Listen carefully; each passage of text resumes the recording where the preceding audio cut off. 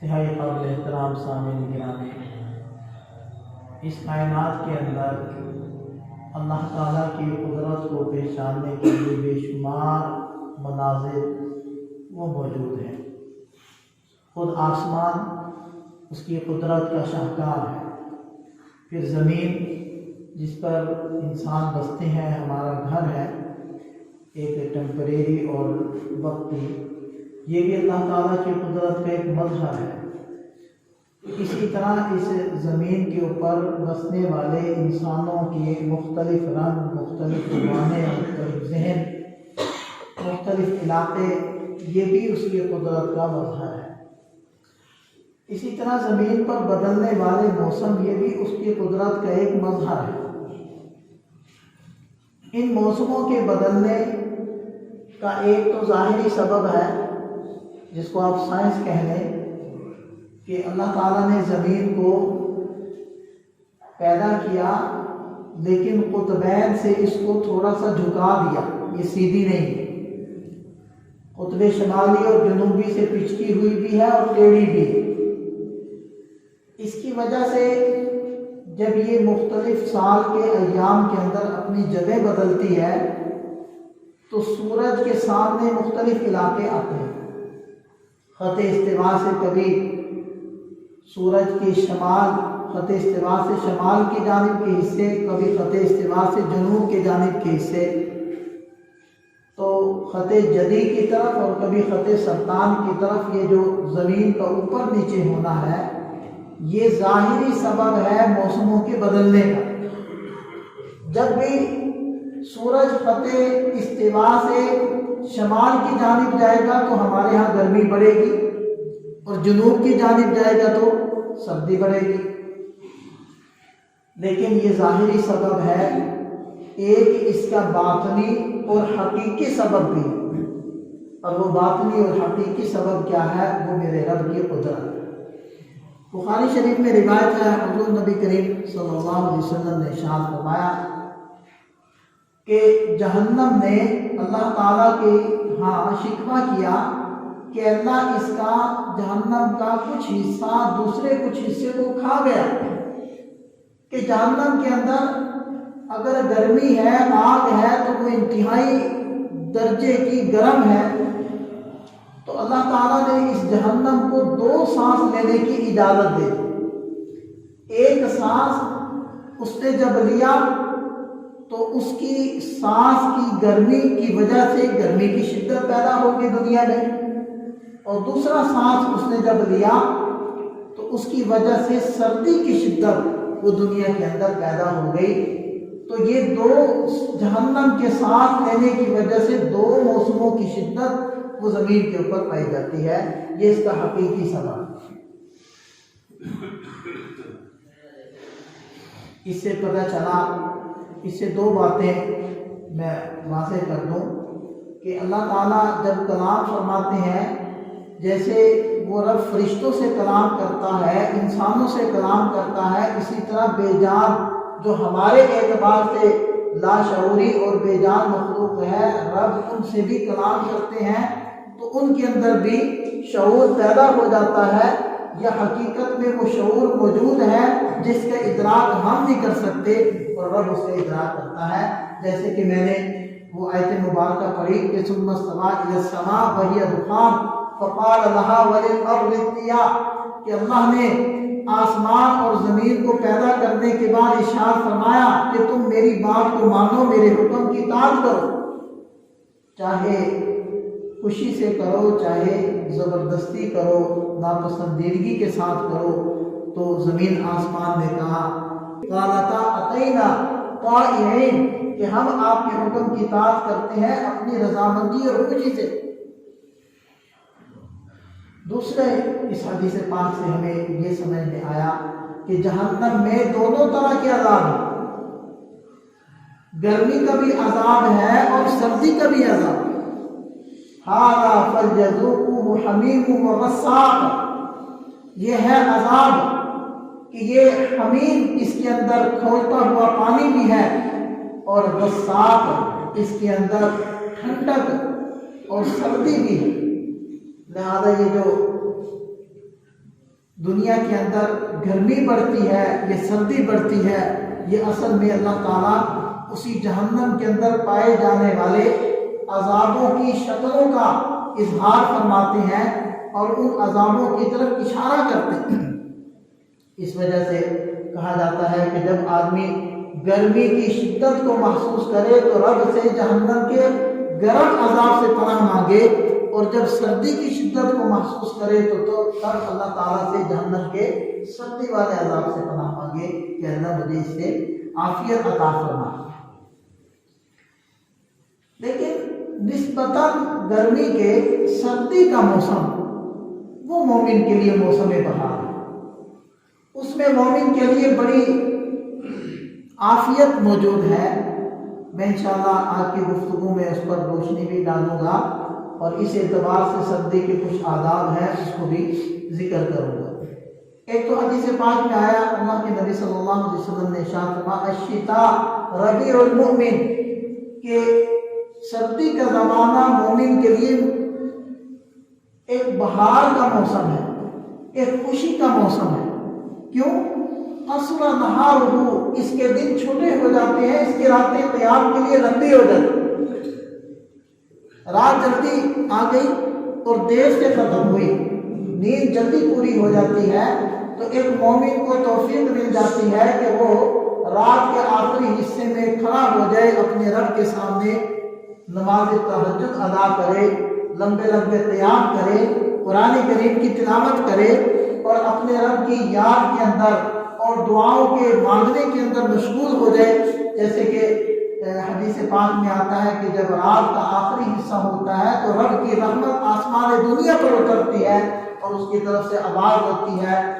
کوئی رزق متلاشی، ہے کوئی گناہوں سے مغفرت مانگنے والا، لیکن مانگنے والے سوئے ہوتے ہیں۔ تو سردیوں کا زمانہ، سردیوں کے ایام اور راتیں وہ اس اعتبار سے عمدہ ہے اور موسم بہار ہے کہ ایمان والا اس کے اندر اٹھ کر اپنے رب کی عبادت کر سکتا ہے۔ سیدنا عمر فاروق رضی اللہ عنہ ارشاد فرمایا کرتے تھے الشتاء غنیمۃ العابدین، کہ سردی کا موسم اللہ کے عبادت گزاروں کے لیے ایک غنیمت کا درجہ رکھتا ہے، کہ غنیمت میں سے انسان جیسے بہت نفع حاصل کر لیتا ہے تو عابدین اس موسم کے اندر بہت نفع اٹھا سکتے ہیں اپنے رب کی عبادت کر کے۔ اور ایک مقولہ یہ بھی آتا ہے کہ حضرات صحابہ کرام کے دور کے اندر یہ کہا جاتا تھا کہ اے اہل قرآن، یہ سردیوں کا موسم آ گیا جو تمہارے لیے ایک بڑا ہی بہترین موسم ہے، اس کی راتوں کو غنیمت جانو اور قیام کر کے اپنے رب کے سامنے قرآن پڑھو، اور ان کے دنوں کو غنیمت جانو، روزہ رکھ کر اس میں روزے کی عبادت ادا کرو اور اس موسم سے فائدہ حاصل کرو۔ تو یہ اس اعتبار سے موسم سرما، موسم گرما کی بنسبت ایمان والوں کے لیے خوشی کا پیغام ہے۔ لیکن اس کے اندر کچھ آداب کا ہمیں خیال رکھنا چاہیے۔ ان آداب میں سے پہلا ادب جو میں حدیث پاک کی روشنی میں ذکر کرتا ہوں، نبی پاک صلی اللہ علیہ وسلم نے ارشاد فرمایا الا ادلکم علی ما یمحو بہ الخطایا ویرفع بہ الدرجات، میں تمہیں ایسا عمل بتلاؤں کہ جن کے برکت سے تمہارے گناہ بہت زیادہ معاف ہو جائیں گے اور تمہارے درجات بلند ہوں گے۔ اور وہ عمل کیا ہے؟ اسباغ الوضوء علی المکارہ، کہ طبیعت نہ چاہ رہی ہو، نہ چاہنے کے باوجود خوب اچھے طریقے سے وضو کا کرنا، یہ ایک ایسا عمل ہے کہ جس کی برکت سے تمہارے گناہ معاف ہوں۔ اور اسباغ الوضوء علی المکارہ، ناپسندیدگی سردیوں کے اندر بالکل واضح ہے کہ پانی ٹھنڈا لگتا ہے، ہر وقت پانی اور ہر جگہ پانی وہ گرم میسر نہیں ہوتا، تو جسم پر پانی ٹھنڈا لگے تو یہ ایک ناپسندیدہ عمل ہے۔ اس ناپسندیدگی کے باوجود اس انسان خوب اچھے طریقے سے وضو کرے، یعنی سردیوں کے اندر جسم خشک ہوتا ہے تو خوب مل مل کر جسم کو وضو کرنا، یہ ہے اسباغ الوضو۔ اور اس کی برکت سے اللہ کے نبی صلی اللہ علیہ وسلم کیا فرما رہے ہیں؟ اس سے خوب گناہ معاف ہوتے ہیں۔ اور انتظار الصلاۃ بعد الصلاۃ، ایک نماز پڑھ کر دوسری نماز کے انتظار میں بیٹھنا، اس سے بھی گناہ معاف ہوتے ہیں۔ تو اللہ کے نبی صلی اللہ علیہ وسلم نے ارشاد فرمایا یہ ہے رباط۔ رباط اصل میں کہتے ہیں سرحد پر بیٹھ کر پہرا دینا، اسلامی مملکت کی سرحدوں کی حفاظت کرنا۔ تو اللہ کے نبی علیہ السلام نے ارشاد فرمایا یہ کراہیت کے باوجود خوب اچھی طریقے سے وضو کرنا اور ایک نماز کے بعد دوسرے نماز کا انتظار کرنا، اس کا ثواب بالکل ایسے ہے جیسے کہ اسلامی سرحدوں کی حفاظت کرنا، یعنی اپنے نفس کو رب کی اطاعت کے اندر روکے رکھنا، یہ ایک رباط کی شکل ہے۔ اسی طرح صحابی فرماتے ہیں کہ ہم ایک سفر میں تھے تو ایک جگہ وضو کرنے کا موقع ہوا تو ہم نے جلدی جلدی سے وضو کرنا شروع کیا تو آپ علیہ السلام نے ارشاد فرمایا ویل للعقاب من النار، ان ایڑیوں کے لیے جہنم سے ہلاکت ہو کہ جو وضو کے دوران خشک رہ جائے۔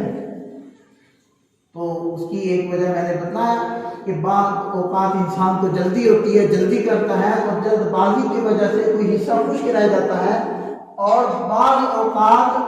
انسان کا جسم چونکہ سردی میں خشک ہو جاتا ہے تو اچھی طرح نہ بننے کی وجہ سے وہ خشک رہ جاتا ہے۔ تو اس وجہ سے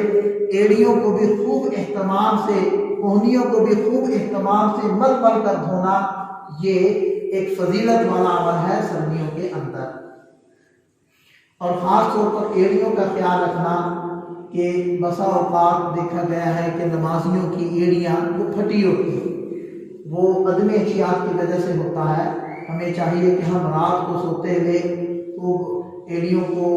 اوپر ویزلین یا پھر تیل کی مالش کریں، اور جب پاؤں دھوئیں تو رگڑ کر دھوئیں،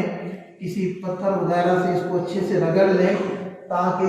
یہ پھٹنے نہ پائے اور یہ خشک نہ ہونے پائے۔ یہ خشک ہونے کی وجہ سے ایڑیاں پھٹتی ہیں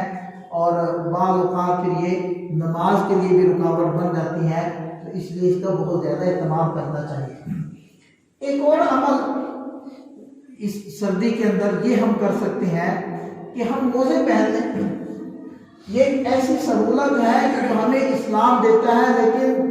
بہت سارے لوگ اس سے عدم واقفیت کی بنا پر اس سہولت سے فائدہ نہیں اٹھا سکتے۔ ہمارے خاص طور پہ جو بڑی عمر کا طبقہ ہے، بڑی عمر کے لوگ ہیں، گھروں کے اندر بڑی عمر کی عورتیں ہوتی ہیں، وہ اس سہولت سے فائدہ اٹھا سکتی ہیں کہ وہ موزے پہن لیں۔ تو موزے جب طہارت کے اوپر پہنے جائیں بشرطے کہ موزے ہی ہوں، جرابوں کو وہ موزہ نہ کہہ رہا ہوں۔ اگر جرابیں پہننی بھی ہیں تو پھر وہ منعال یا مجلد ہیں۔ منعال یہ ہوتا ہے کہ اندر جراب وہ سیدھی گئی ہے، یا پھر کم سے کم ایسا ہو کہ اوپر جراب ہو لیکن نیچے پاؤں کے نیچے وہ چمڑا ساتھ میں سلا ہوا ہو، تب اس کے اوپر آپ مسح کر سکتے ہیں۔ ورنہ پھر بہترین طریقہ یہی ہے کہ آپ چمڑے کے موزے لیں اور موزے بھی اتنے بڑے ہوں کہ آپ کی ایڑیاں بھی اس میں چھپتی ہوں۔ تو پھر اگر آپ طہارت پر وہ موزے پہن لیں گے تو مقیم کے لیے 1 دن رات اور مسافر 3 دن 3 رات ان کے اوپر مسح کر کے نماز پڑھ دیں۔ اب یہ سہولت بڑی عمر کے لوگ اور خواتین گھروں کے اندر وہ اس سہولت سے فائدہ اٹھا سکتی۔ دن کے اندر ظہر کی نماز پڑھی، دھوپ ہے، دھوپ میں بیٹھ کر وضو کر کے اپنے پاؤں کو خشک کر لیا اور تیل وغیرہ ان کے اوپر لگا کر موزے پہن لیے، تو عصر، مغرب، عشاء اور فجر کی نماز بھی آپ مسح کر کے پڑھ سکتے ہیں۔ اور مسح کا وقت شروع کب ہوتا ہے؟ جس طہارت پر آدمی نے موزے پہننے ہیں، جب جو وضو ٹوٹے گا اس وقت سے مسح کا ٹائم شروع ہو۔ لہٰذا اگر وہ وضو ٹوٹتا ہے عصر کے وقت تو عصر کے وقت سے آپ کا ٹائم وہ شروع ہو، لیکن موزہ پھٹا ہوا نہ ہو اور موزے کو اتارا نہ جائے، اس لیے کہ اگر موزے کو ایک دفعہ اتار دیا تو پھر اب پاؤں دھونے پڑیں، اور پھٹا ہوا بھی نہ ہو۔ پاؤں کی 3 انگلیوں کے بقدر اگر موزہ پھٹا ہوا ہوگا تو پھر بھی اس کے اوپر مسح نہیں ہو سکتا، اور موزے کے اوپر مسح کرنا ہوتا ہے۔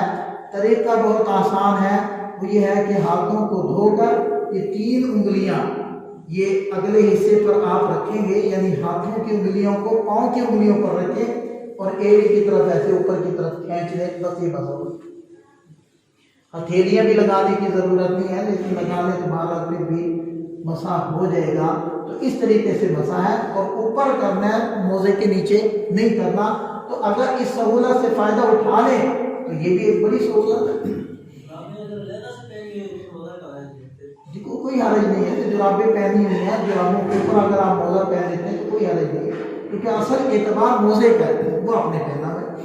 تو اس کا فائدہ اٹھا لیں۔ اسی طرح بعض لوگ یہ سمجھتے ہیں کہ شاید جب تک اعضائے وضو گیلے رہیں گے اس وقت تک ثواب ملے گا، اور جب اعضائے وضو خشک ہو جائیں گے تو ثواب نہیں ملے گا،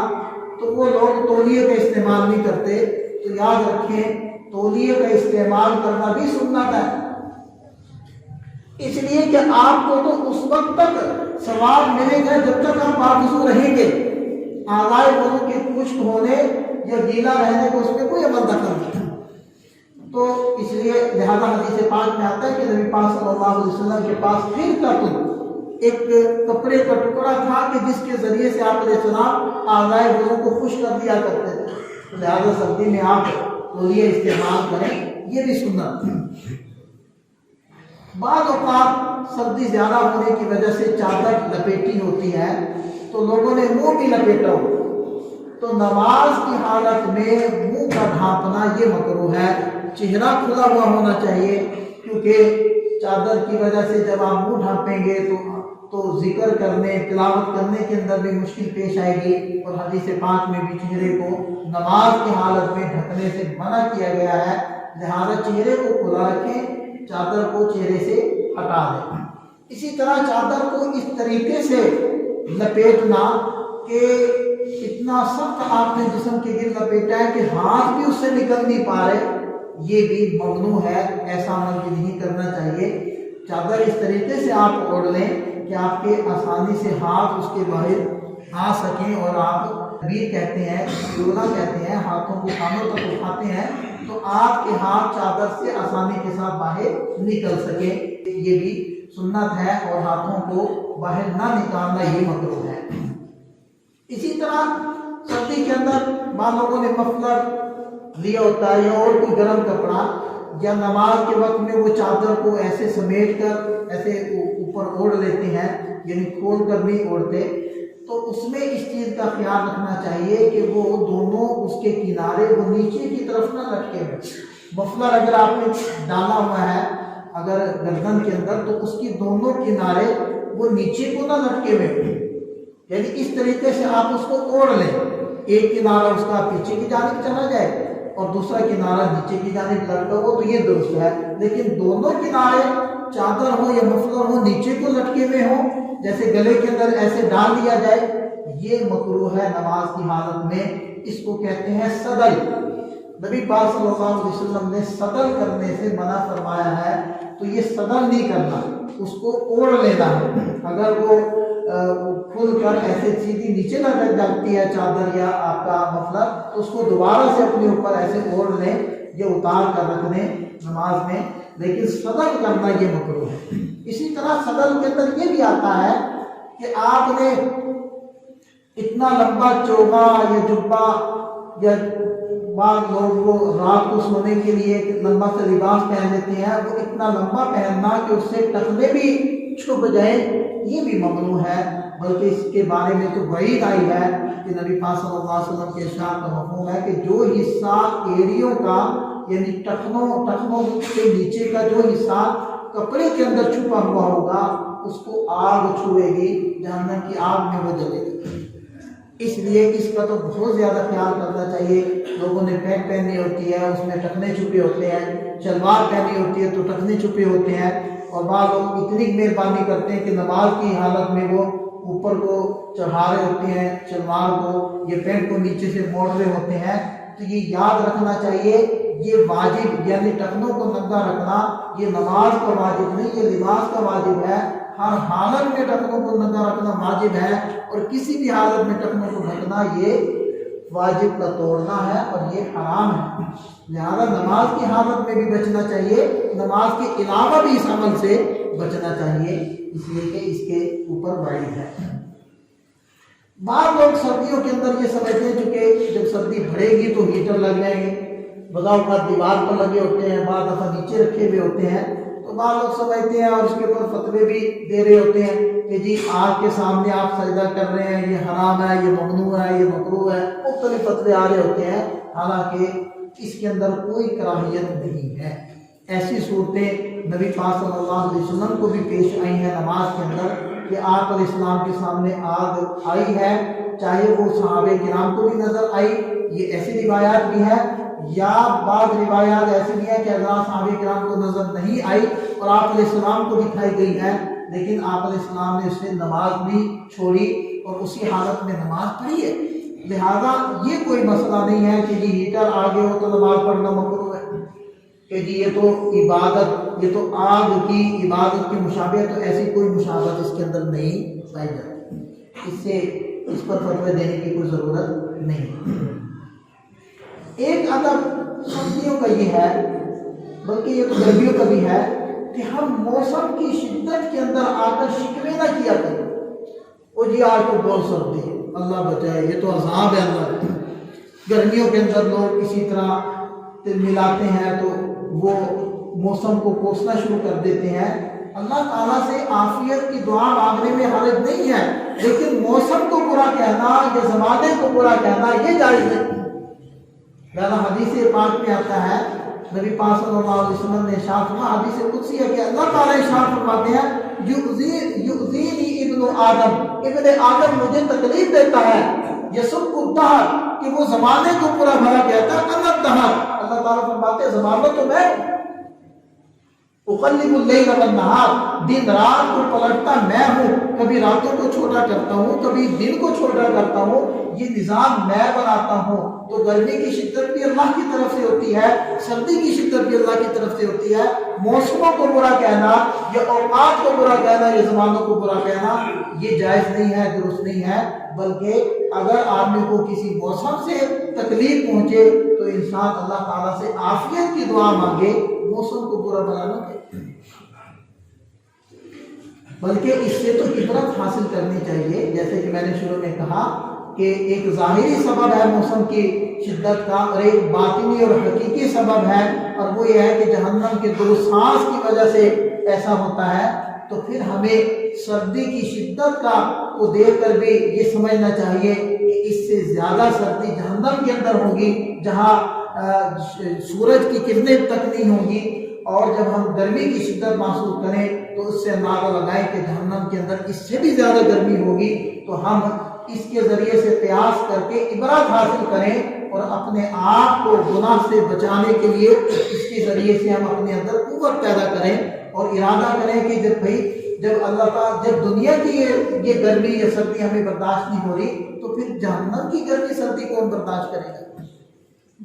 تو اس سے عبرت حاصل کرتے ہیں۔ اور ایک ادب یہ ہے کہ ہم موسموں کے سامنے بہادر بننے کی کوشش نہ کیا کریں۔ بعض نوجوان ہوتے ہیں موٹر سائیکل چلائے جا رہے ہیں، نہ کانوں کے اوپر کچھ لیا ہوا ہے، نہ اپنے اوپر کچھ اوڑا ہوا ہے، وہ جماعت بننے کی کوشش کر رہے ہوتے ہیں، بعضوں نے تو جوش میں آ کر بٹن بھی کھولے ہوتے ہیں، تو یہ کوئی بہادری نہیں، اور شرعاً بھی یہ غلط ہے، عقلاً عرفاً بھی غلط۔ عقلاً عرفاً تو سمجھ میں آتا، شرعاً کیسے؟ اللہ کے نبی صلی اللہ علیہ وسلم نے ارشاد فرمایا، اِنَّ لِنَفْسِكَ عَلَيْكَ حَقًّا، تیرے نفس کا بھی تجھ پر حق ہے، لہذا موسم کی شدت سے اپنے آپ کو بچانا یہ بھی ہماری جان کا اور ہماری جسم کا پر حق ہے، اور اس اعتبار سے بھی اپنے آپ کو بچانا کہ اگر ہم بیمار ہوں گے تو بہت سارے اعمال، وہ چاہے دنیا کے مفید کام ہوں چاہے آخرت کے کام ہوں، اس سے ہم محروم ہو جائیں گے۔ تو اس اعتبار سے اپنے آپ کو موسم کی شدت سے بچانا یہ بھی ایک عمل ہے، یہ بھی انسانی جان کا ایک حق ہے، اور یہ بھی شریعت کا ایک حکم ہے۔ اسی طرح کہ سردیوں کا جو موسم ہے وہ مومن کے لیے موسم بہار ہے، تو ہم سے اگر روزے قضا ہو گئے ہوں تو ہم ان روزوں کو ان ایام میں رکھنے کا اہتمام کریں، اس کا فائدہ اٹھائیں، بلکہ نبی پاک صلی اللہ علیہ وسلم کی جو سنت ہے کہ ایام 20 کے 3 روزے آپ السلام رکھا کرتے تھے، یعنی چاند کی 13, 14, 15 جو تاریخیں ہوتی ہیں یہ اس میں چاند مکمل ہوتا ہے، اس کو ایام بیس کہتے ہیں۔ اسی طرح سوموار اور جمعرات کا روزہ رکھنا یہ نبی پاک صلی اللہ علیہ وسلم کی سنت مبارکہ تھی، تو ہم اس سنت پر عمل کر سکتے ہیں آج کل کے دنوں کے اندر، سردی کے موسم کے اندر اس کا اہتمام شروع کر دیں۔ اور جیسے میں نے پہلے بھی کہا کہ تہجد کا ہم لوگ اہتمام کر سکتے ہیں، رات کو ٹائم سے سونے کا اہتمام کریں، صبح خود بخود آپ کی آنکھ کھل جائے گی۔ اگر ہم سردیوں کے ان ایام میں ان راتوں کو غنیمت جان کر اس میں تہجد کا اہتمام شروع کر دیں گے، انشاءاللہ ان راتوں کی برکت سے اللہ تعالیٰ پھر ہمیں جو گرمیوں کی چھوٹی راتیں ہوتی ہیں اس میں بھی توفیق عطا فرمائے۔ اور ہم نے اپنے بڑوں سے سنا ہے کہ جو انسان تہجد کا اہتمام کرتا ہے اللہ تعالیٰ اس کو اپنا ولی بنائے بغیر موت نہیں دیتے۔ اتنی بڑی فضیلت ہے کہ اس کو ولایت یقیناً ملے گی، تو اس لیے اس کا ضرور اہتمام کریں۔ آپ صلی اللہ علیہ وسلم نے ارشاد فرمایا من صام یوما فی سبیل اللہ، جو اللہ کے راستے میں ایک روزہ رکھ لے بعد اللہ تعالیٰ اس کو جہنم سے 70 سال دور فرما دیتے۔ دیکھو ان ایام کے اندر ہم ایک نہیں متعدد روزے رکھ سکتے ہیں اور اس سہولت کا فائدہ اٹھا سکتے ہیں۔ اور اسی طرح سردی کے ایام میں دیکھیں جیسے ہمیں سردی لگتی ہے اور ہم موسم سے حفاظت کے لیے مختلف لباس پہنتے ہیں، تو ہم دائیں بائیں بھی خیال رکھیں کہیں ہمارے قرب و جوار میں ایسے غربا تو نہیں ہے جن کے پاس پاؤں میں پہننے کے لیے جوتا نہیں ہے، یہ گرم چادر نہیں ہے، یہ سویٹر جرسی نہیں ہے، تو ہم ان کا خیال کریں۔ نئی نہیں لے کر دے سکتے تو اپنی پرانی ان کو دے دیں۔ نبی پاک صلی اللہ علیہ وسلم نے ارشاد فرمایا من نفس عن المؤمن کربۃ من کرب الدنیا، کوئی انسان جب کسی مومن بندے کی دنیا کی کوئی ایک مشقت، کوئی ایک تکلیف دور کر دے گا تو اللہ تعالیٰ کل قیامت کی تکلیف اس سے دور کرے گی۔ من کرب القیامہ، اور قیامت کی سختیاں اور قیامت کی تکالیف اللہ تعالیٰ اس کی برکت سے وہ جو ہے وہ دور کر دیں گے۔ اور جو کسی مومن بندے کے اوپر آسانیاں کرتا ہے اللہ تعالیٰ اس کے اوپر آسانیاں کر دیتے ہیں، تو پھر اللہ اپنے اعتبار سے آسانیاں کریں، ہم تو چھوٹی چھوٹی آسانیاں کریں، اللہ تعالیٰ اپنے اعتبار۔ بعض لوگوں نے یہ رواج اپنایا ہوا تھا، بعض ممالک کے اندر یہ رواج موجود ہے کہ وہ ترکی کے اندر وہ درخت کے اوپر اپنے پرانے کپڑے یا گرم کپڑے وہ لٹکا دیتے ہیں، ساتھ میں چپ لگا دیتے ہیں کہ جو مستحق ہے یا جس کو ضرورت ہے وہ پہن لے۔ بعض ممالک کے اندر مساجد کے اندر اس چیز کا اہتمام ہے کہ ایک دیوار یا جگہ انہوں نے مختص کی ہوئی ہے، ہر آدمی اپنے گھر سے کوئی ایسا زائد کپڑا، چادر، بستر وہ لے آتا ہے، وہاں رکھ دیتا ہے، غربا کو بھی پتہ ہے، وہ بھی جاتے ہیں اور چپ کر کے وہاں سے وہ چیز اٹھا لیتے ہیں، تو ان کی دینے والے کا اخلاص بھی باقی ہے اور لینے والے کی عزت نفس بھی باقی ہے۔ بلکہ بعض ممالک میں تو یہاں تک بھی ہو رہا ہے، یہ دیکھیں آپ حضرات کو آئیڈیا مل رہا ہے، اب عمل کرنا نہ کرنا ہے تو اپنا مسئلہ ہے، کہ انہوں نے مساجد کے اندر باقاعدہ خورد و نوش کی اشیاء بھی لا کر رکھی ہوئی اور باقاعدہ فریج انہوں نے لا کر رکھے ہوئے ہیں، اور جو صاحب استطاعت ہیں وہ لا کر ان کے اندر سامان رکھتے جاتے ہیں، اور جو مستحقین ہیں، غربا ہیں، جو اپنی عزت نفس کی وجہ سے کسی سے مانگ بھی نہیں پاتے، وہ مسجد میں بھی آتے ہیں، نماز پڑھتے ہیں، تو وہ اپنی ضرورت کی چیزیں وہاں سے لے لیتے ہیں۔ اور بعد میں تو یہ رواج بنایا ہوا کہ ایک سٹینڈ لگا دیا مسجد میں، وہاں جوتے، کپڑے، حتیٰ کہ صبح آ رہے ہوتے ہیں تو وہ بریڈ لے کر آ رہے ہوتے ہیں، وہ لا کر مسجد میں رکھ دیتے ہیں۔ آپ میں سے کتنے احباب کو حرم کے اندر گئے ہوں گے، وہاں ان عربوں کے اندر رواج ہے، ہر ایک کی خواہش ہے کہ میں کچھ نہ کچھ لا کے بانٹ دوں، اور کسی کے پاس کچھ نہ تو 2، 4، 5 ریال کی رسولیں لا کرتا وہ کھڑا ہو جائے گا، وہ بانٹ رہا ہوگا، کوئی جوس لے کر کھڑا ہو جائے گا، وہ بانٹ رہا ہوگا، کوئی چھوٹی چھوٹی مسواکیں لے کر آ جائے گا، وہ بانٹ رہا ہوگا، اور کسی سے نہیں ہو سکے گا تو خوشبو کی بوتل لے کر تھوڑی تھوڑی خوشبو لگا رہا ہوگا، حتیٰ کہ کسی کے پاس اتنا بھی نہیں ہے تو وہ صفوں کے اندر بیٹھے ہوئے نمازیوں کے اندر نا وہ زمزم کے گلاس بھر بھر کے وہ دے رہا ہوتا ہے اور زمزم پلا رہا ہوتا ہے کہ میں پیسہ نہیں خرچ کر سکتا تو چلو میں اپنی جان کے ذریعے سے بندے مومن کی کسی تکلیف کو کم کر دوں یا اس کو کچھ نفع پہنچائے۔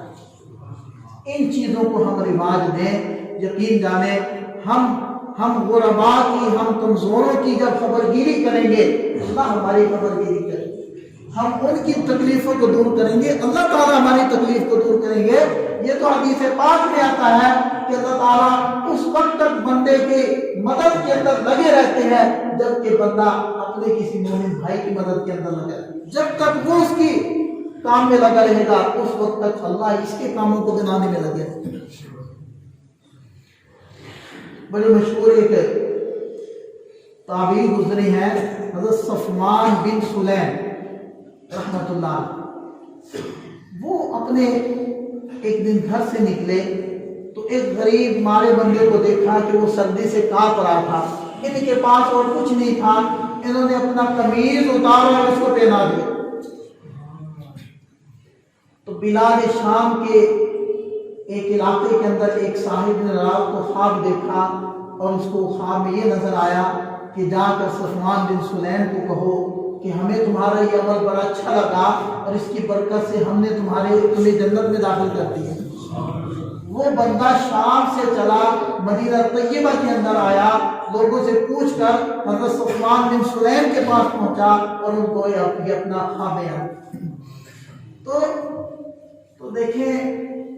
حضرات صحابہ کرام، وہ جب آپ علیہ السلام نے ایک مہمان دیا اور انہوں نے بیوی سے کہا کہ کھانا کتنا، انہوں نے کہا کہ بس بچوں کا ہے، تو کہنے لگے کہ تم بچوں کو سلا دو اور چراغ ٹھیک کرنے کے بہانے بجھا دینا، ہم بھی ساتھ بیٹھ کر منہ ہلاتے رہیں گے، مہمان کو کھانا کھلا دیں گے۔ اللہ نے قرآن صبح کو اپنے نبی پاک صلی اللہ علیہ وسلم پر نازل کر دیا۔ اب قرآن تو نہیں نازل ہوگا، ہو سکتا ہے ہمارے لیے بشارتیں تو کوئی نہ دے، لیکن کیا ان اعمال کا، کیا ان کاموں کا ثواب اب ختم ہو گئے؟ یہ اب بھی اتنا ہی باقی ہے جتنا کہ پیارے نبی صلی اللہ علیہ وسلم کے زمانے میں باقی تھا، اب بھی اتنا ہی باقی ہے، اب بھی وہی فضائل ہے، چاہے اب آیات تو نہیں اتر سکتی، اب بشارتیں تو نہیں مل سکتی، لیکن بشارتیں بھی باہر مل سکتی ہیں، لیکن ان کے ثواب باقی ہیں، لہذا ہم ان خیر کے کاموں میں پیچھے نہ رہا، جو ہو سکے خیر کا کام کرنا چاہیے۔ اور آخری اس کا ادب میں یہ بیان کروں گا کہ جب گرمی اور سردی کی شدت کو ہم محسوس کریں تو جہنم کی گرمی اور سردی سے اپنے رب کی پناہ مانگیں۔ نبی پاک صلی اللہ علیہ وسلم نے ارشاد فرمایا، جو بندے مومن دن کے اندر 3 دفعہ اپنے رب سے جنت کا سوال کرے تو جنت کہتی ہے کہ اے اللہ یہ آپ سے میرا مطالبہ کر رہا ہے تو میری سفارش ہے کہ اس کو میرے اندر داخل فرما دیجیے۔ اور جب بندہ دن میں 3 مرتبہ جہنم سے پناہ مانگے تو جہنم رب سے کہتی ہے کہ اللہ یہ 3 مرتبہ مجھ سے پناہ مانگ رہا ہے تو میں سفارش کرتی ہوں کہ آپ اس کو مجھ سے پناہ عطا۔ تو یہ سردی کے موسم سرما کے کچھ آداب میں نے بیان کیے ہیں، اللہ تعالیٰ ہمیں سمجھ عطا فرمائے، عمل کے توفیق عطا فرمائے۔